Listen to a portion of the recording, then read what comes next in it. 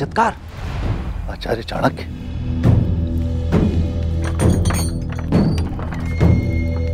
दरवाजा बंद करो। साक्षात्कार, जब तुम धनानंद के महल में अमात्य थे, उस अवधि में तुमने वहां सबसे बहुमूल्य वस्तु क्या देखी थी? वहां तो अनेकों ऐसी वस्तुएं आचार्य। अनेकों नहीं सत्कार, कोई एक ऐसी वस्तु जो सबसे अधिक मूल्य की थी, जो सबकी दृष्टि में हो, किसी से छिपी ना हो।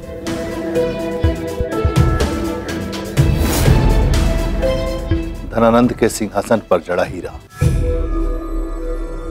उत्तम, अति उत्तम। किंतु बात क्या है आचार्य? सेल्यूकस धनानंद से भेंट करने के लिए शीघ्र ही मगध आने वाला है और धनानंद उसके स्वागत के लिए दिन रात एक कर रहा है। हे ईश्वर, समय के साथ साथ सेल्यूकस की भारत को अधीन करने की मंशा बढ़ती जा रही है और धनानंद भी अपने स्वार्थ के कारण उसको रोकने का कोई प्रयास नहीं करेगा।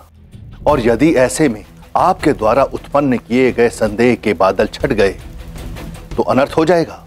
और यदि धनानंद को यह ज्ञात हो गया कि दुर्धरा पर हुए आक्रमण के पीछे सेल्यूकस का कोई हाथ नहीं है, तो वो तुरंत वास्तविक दोषियों को ढूंढना आरंभ कर देगा। इससे एक ओर आप पे संकट और अधिक गहरा जाएगा और दूसरी ओर धनानंद और सेल्यूकस के बीच राजनीतिक घनिष्ठता और अधिक प्रगाढ़ हो जाएगी। जानता हूं, परंतु इस समय मेरी चिंता का कारण मुझ पर आया यह संकट नहीं है। मेरी चिंता का विषय है धनानंद एवं सेल्यूकस के मध्य बढ़ रही ये घनिष्ठता, इनकी एकता न केवल मगध के लिए हानिकारक सिद्ध होगी, अपितु संपूर्ण भारतवर्ष के लिए भी। आपकी योजना क्या है आचार्य? मुझे धनानंद के सिंहासन में जड़ित वो हीरा चोरी करवाना होगा और परिस्थितियों को कुछ ऐसे गढ़ना होगा कि संदेह की सुई सेल्यूकस पर जा टिके, जिसके कारण धनानंद एवं सेल्यूकस के मध्य अविश्वास की एक ऐसी खाई बन जाएगी जिसे वो दोनों चाहकर भी पार नहीं कर पाएंगे। यह कार्य किसी मनुष्य के लिए तो संभव नहीं आचार्य।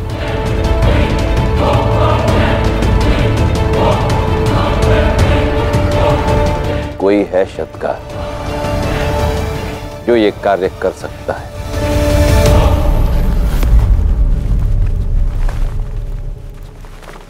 यदि मन अधीर हो तो तन को विश्राम देने से कोई लाभ नहीं होता। और आप मेरी शांति में बाधा बने हुए हैं। शांत हूं, विश्राम करने दीजिए मुझे। प्रमाण दो। अरे अब कौन सा प्रमाण? प्रमाण दो कि तुम्हारा मन अधीर नहीं है। मिट्टी के ये 6 पात्र देखते हो, इनमें से 5 में जलता हुआ कोयला है, परंतु एक रिक्त। तो क्या तुम स्मरण रख पाओगे कि किसमें कोयला है और कौन सा रिक्त? अपने मन की किए बिना आप मानेंगे नहीं। तर्क देने का कोई लाभ नहीं है। हाँ, मुझे स्मरण रहेगा कि किस मटके में जलता हुआ कोयला नहीं है। देखते हैं।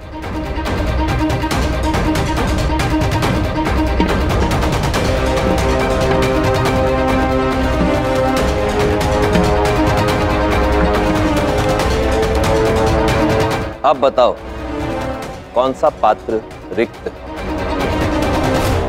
पूर्ण विश्वास से कह रहे हो? अरे मैं उत्तर दे चुका हूं ना अपना। उचित है, तो इसे उठाने में तुम्हें कोई आपत्ति तो नहीं होगी?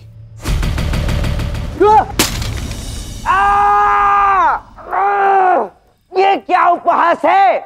मेरा हाथ क्यों जला दिया? मैंने तुम्हारा हाथ नहीं जलाया। इस पात्र को चुनने का निर्णय तुम्हारा था। निर्णय तुम्हारा, आरोप मुझ पर लगा रहे हो और दंड बेचारे पात्र को दे दिया। परंतु कोई बात नहीं, वो देखो, मेरे पास और पात्र भी हैं।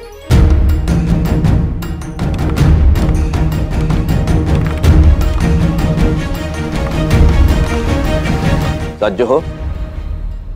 हाँ। ध्यान देना। रिक्त है।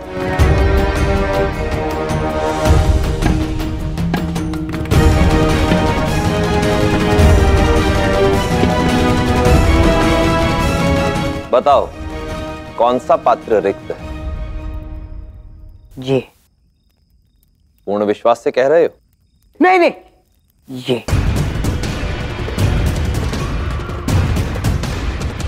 पकड़ो।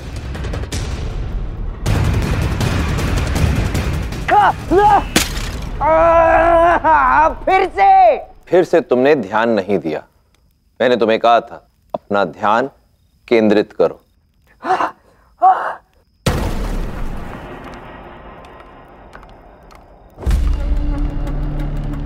एक बार पुनः प्रयास करते हैं, परंतु ध्यान देना।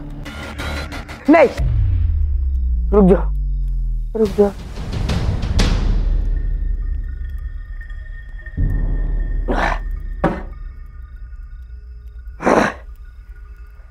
करो।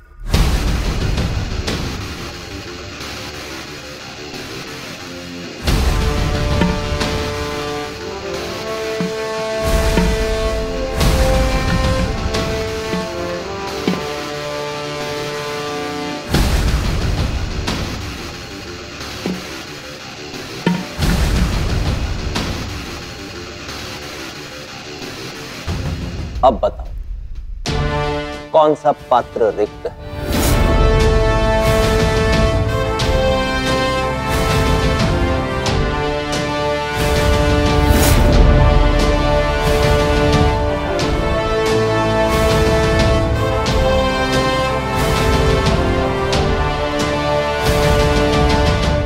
ये।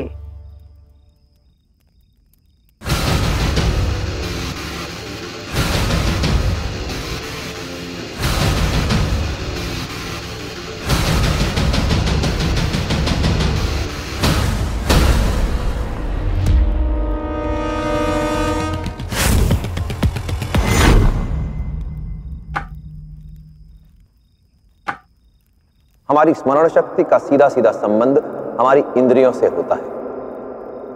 यदि ध्यान केंद्रित करके नेत्रों के समक्ष होने वाली सभी गतिविधियों को सूक्ष्मता से देखोगे तो स्मरण शक्ति कभी छल नहीं करेगी। आचार्य, आपकी ज्ञान की गंगा में तैरकर मैं थक चुका हूं।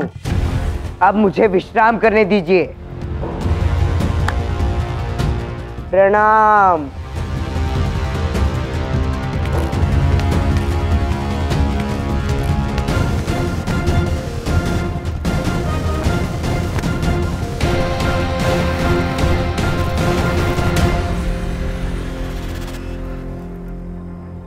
जब तक मेरा स्वप्न पूर्ण नहीं हो जाता चंद्रगुप्त,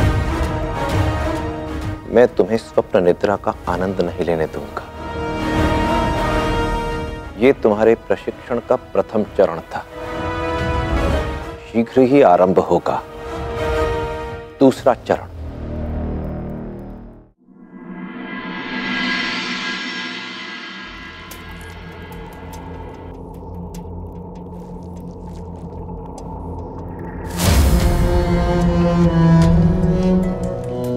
मैं तुमसे अत्यंत प्रभावित हूं मूरा।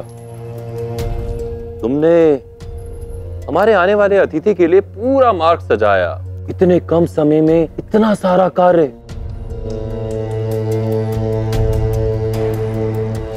इतना परिश्रम किया कि हाथों पर छाले पड़ गए।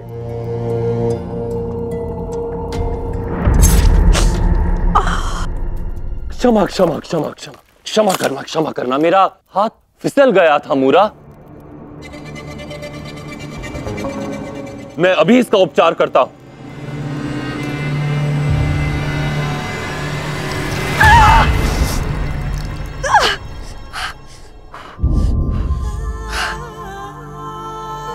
पीड़ा होती है, किंतु मैंने सुना है मदिरा से बड़ा घाव भी भर जाता है।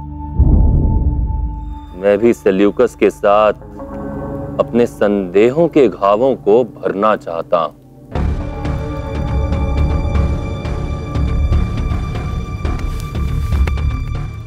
क्यों ना जब कल सेल्यूकस आए तो तुम्हें उसकी निजी दासी बनाकर मदिरा प्रस्तुत करने का दायित्व सौंप दिया जाए।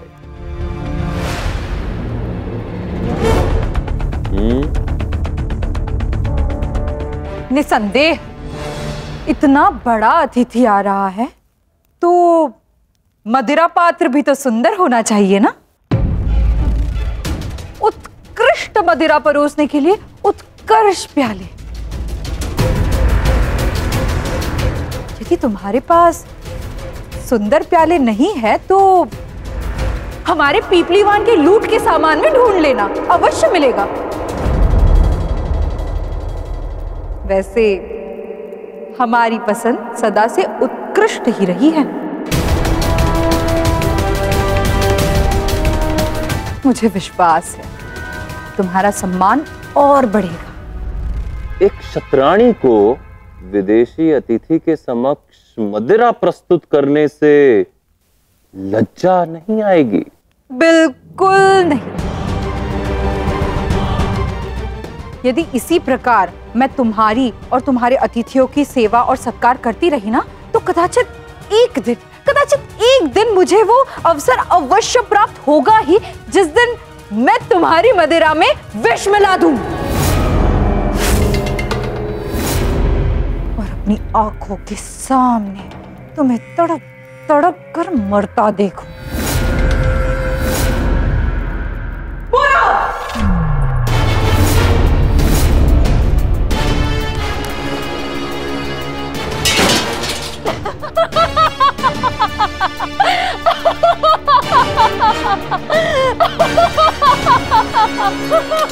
दाइमा,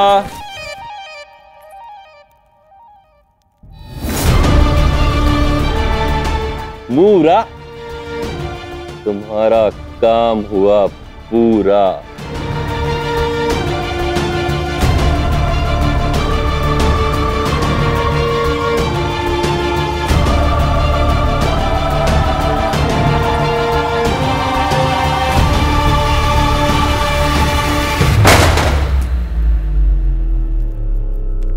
अरे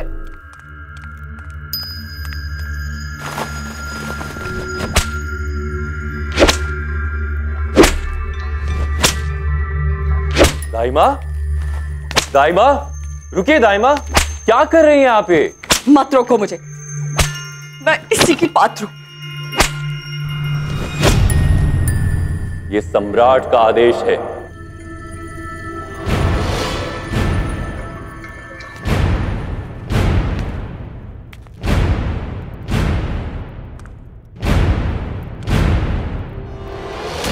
धनानंद, तुम्हें अपनी कोख से जन्म नहीं दिया है मैंने, किंतु तुम्हारे प्रति मेरी ममता भद्रसाल से कम नहीं और मैं तुम्हारा अपने पुत्र का अपमान होते नहीं देख सकती, और वो भी एक दासी द्वारा। वो मूरा तुम्हारा अपमान नहीं कर रही थी, सबके सामने तुम्हें चेतावनी दे रही थी। दाइमा, आप एक दासी की बात का बुरा मान गई? नहीं, अपने पुत्र की। तुमने मुझे उसे दंड देने से क्यों रोका?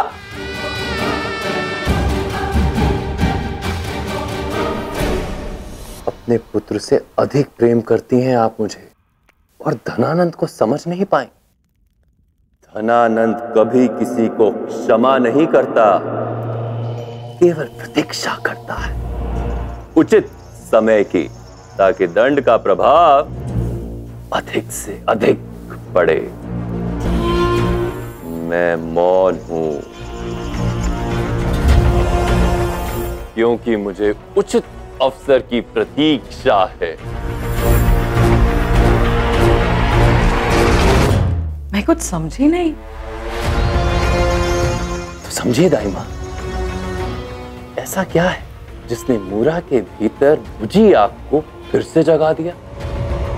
ऐसा क्या है जिसने टूटी हुई मूरा को फिर से खड़ा कर दिया? मैंने उसके पूरे वंश को समाप्त कर दिया, उसके पति को मारा, उसके पुत्र को उसकी आंखों के सामने मार दिया, उसकी सारी आशाएं तोड़ दी, तो फिर उसकी आशा फिर से कैसे जग गई?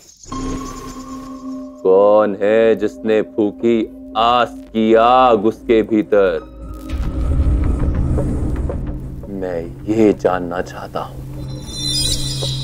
मूरा को समाप्त करना तो मेरे बाएं हाथ का खेल है, किंतु मैंने स्वयं को रोका क्योंकि मैं इस खेल के पीछे छिपे उस खिलाड़ी को जानना चाहता हूं जो मूरा के साथ मिलकर मुझसे खेल खेलना चाहता है। सेल्यूकस के आने पर वो अवश्य कोई षड्यंत्र रचेगा।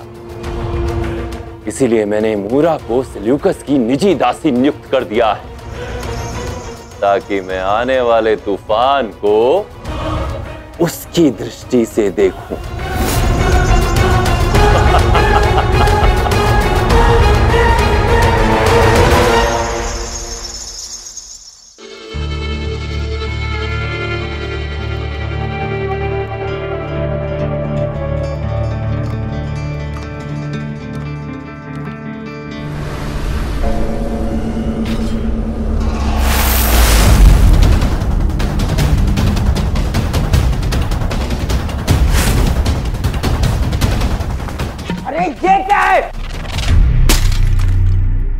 बहुत हुआ विश्राम, अभी कार्य करने का समय है। अब कैसा कार्य? तुम्हें धनानंद के दरबार में जाना है। वहां उसका सिंह रूपी सिंहासन है, उसमें एक बहुमूल्य हीरा जड़ित है। बस उसे चोरी करना है।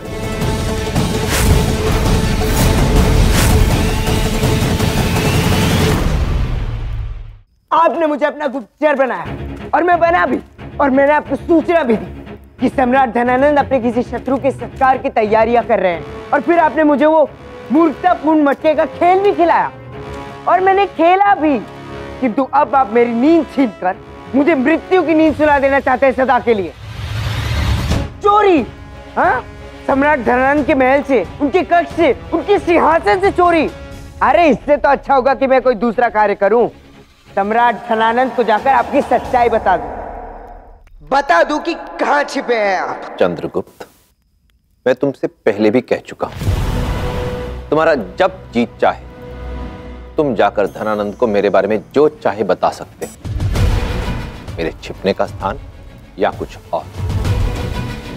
परंतु ऐसी स्थिति में मुझे भी फिर धनानंद को तुम्हारी सच्चाई से अवगत कराना होगा। उसे तुम्हारी वास्तविकता बतानी होगी। बताना होगा कि क्यों तुमने उसके महल में काम करने को स्वीकृति दी, ताकि तुम बेरोक टोक अपनी मां की खोज कर सको। और तुम भली भांति जानते हो ये जानने के पश्चात वो क्या करेगा। जो तुम मेरे साथ कर रहे हो खुलीचिका वाले आचार्य, उससे बुरा और क्या होगा। तुम मुझे इतना क्रोधित कर देते हो कि मैं समझ ही नहीं पाता कि तुमसे पीछे छुड़ाने की इच्छा अधिक तीव्र है या मेरी मां को ढूंढने की। सावधान चंद्रगुप्त, अपने शब्दों और कथन पर ध्यान दो, क्योंकि संसार में मैं कदाचित वो अकेला व्यक्ति हूं जो तुम्हें तुम्हारी मां से मिलवा सकता है।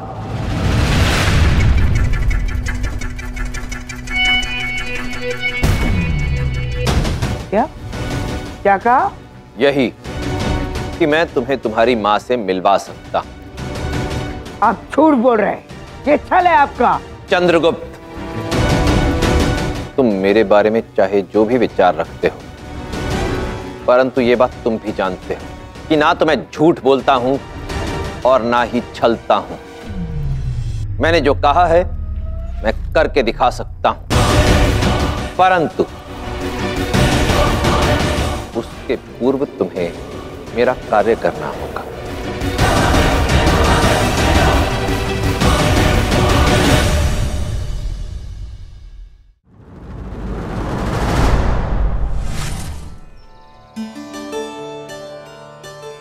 रत्न यदि अपने पास हो तो आभा बढ़ाता है, परंतु यदि सामने वाले के पास हो तो आंखें चुंधिया देता है। यदि स्वयं के पास हो तो मुकुट में लगकर ऐश्वर्य बढ़ा देता है, परंतु यदि शत्रु के पास हो तो विष बनकर काट भी सकता है। बुद्धिमान एवं उत्तम व्यक्ति भी हीरे के समान होते हैं। यदि अपने पास हो तो अमृत, यदि शत्रु के पास हो तो विष। इसलिए श्रेष्ठ मनुष्य मिलते ही उसे बिना विलंब अपने पक्ष में कर लो और फिर कभी जाने मत। नीतियां मेरी, नियति आपकी। महल की सुरक्षा व्यवस्था अत्यंत कठोर है। जब सीधा रास्ता ना मिले तो टेढ़ा चलना चाहिए चंद्रगुप्त। यदि प्रवेश करने का कोई और विकल्प ना शेष रहे तो तुम्हें छिपकर प्रवेश करना होगा।